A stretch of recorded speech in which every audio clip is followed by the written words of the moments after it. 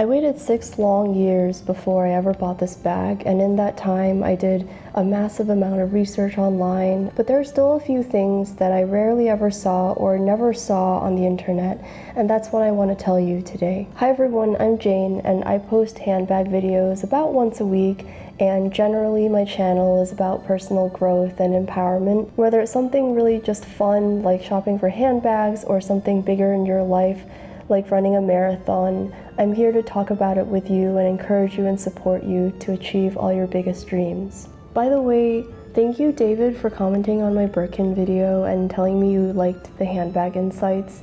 It's because of that I got the courage to create this video, and thank you again. So wait, this bag is over 1 pound. For a small bag, that's a really big deal. A lot of people don't mind, but you should know, especially if you're sensitive to weight in handbags. There's so much leather, the chain is not too heavy, but the leather really weighs it down into a little brick. So imagine carrying a tiny little brick that's kind of soft and coated with leather on your shoulder, held by a chain. That's how it really feels, and someone should tell you it's not comfortable, especially if you have to walk long distances and you live in a big city. Know that it feels a little bit like a brick.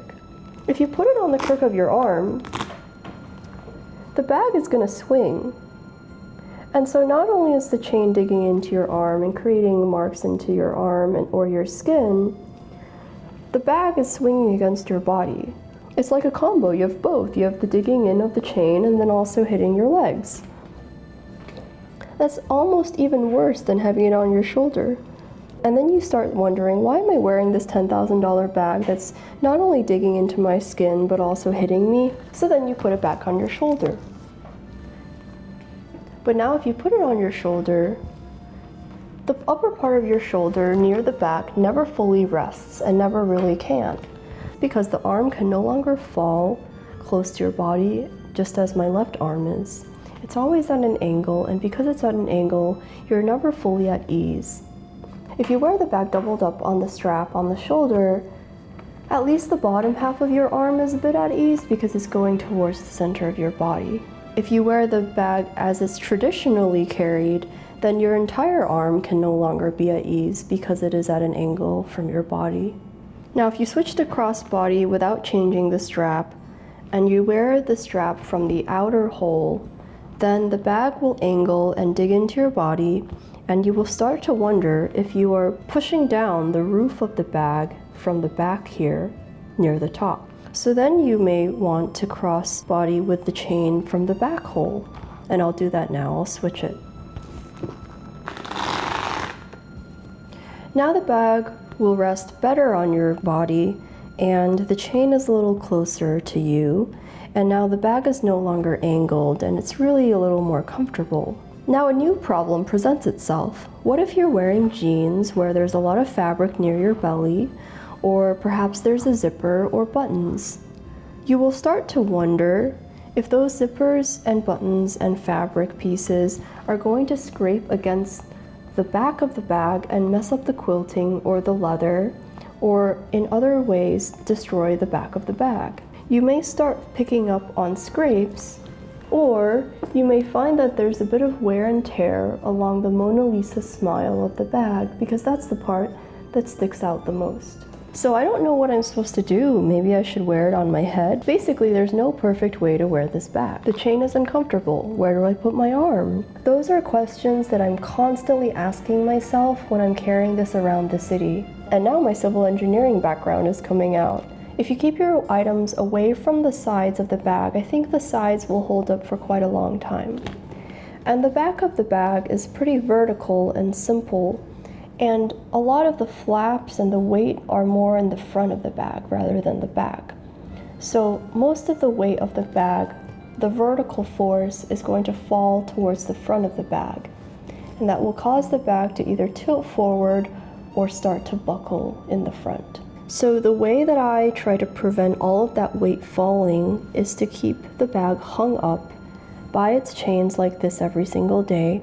And because of the hanging force that is reinforced by the circles, the flaps of the bag can be hung up by the chain of the bag, and that should relieve a lot of the downward pressure in the bottom half of the bag, especially in the front.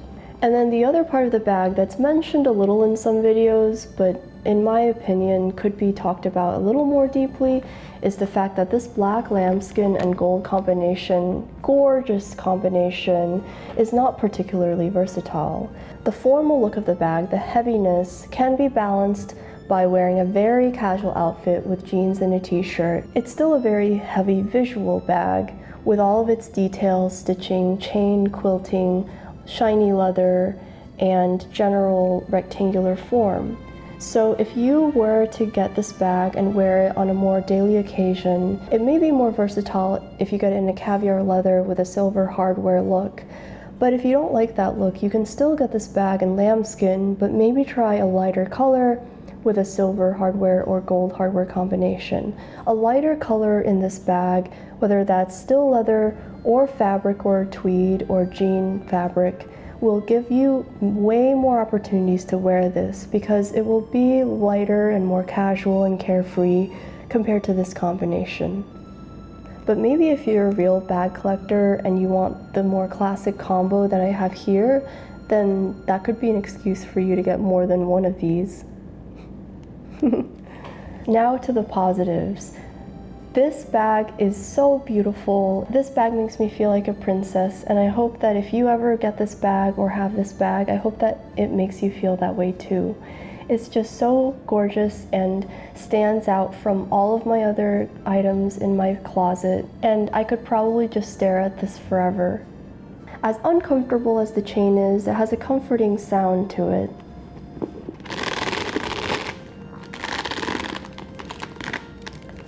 And the clasp is quite comforting too.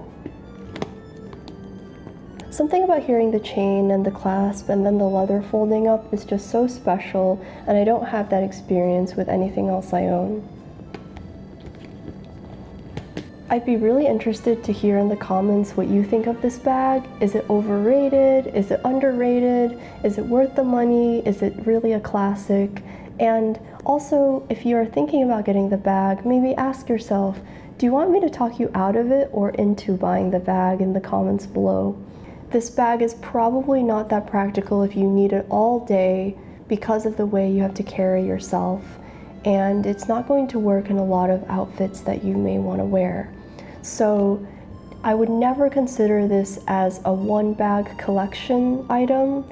I would consider it as something that adds to your collection and amplifies your collection, but can't really be a core daily driver unless you find it in a fabric or some other versatile combination, or maybe you get the reissue version that folds in its base. Thank you again so much for watching, and I'll talk to you really soon. Bye guys.